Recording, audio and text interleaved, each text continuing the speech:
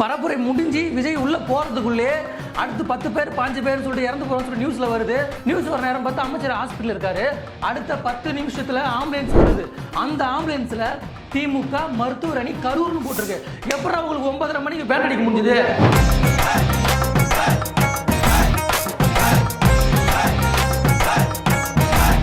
9:30 மணிக்கு அடிச்சு அதுல ஒரு கேவலமான ஒரு அரசியல்.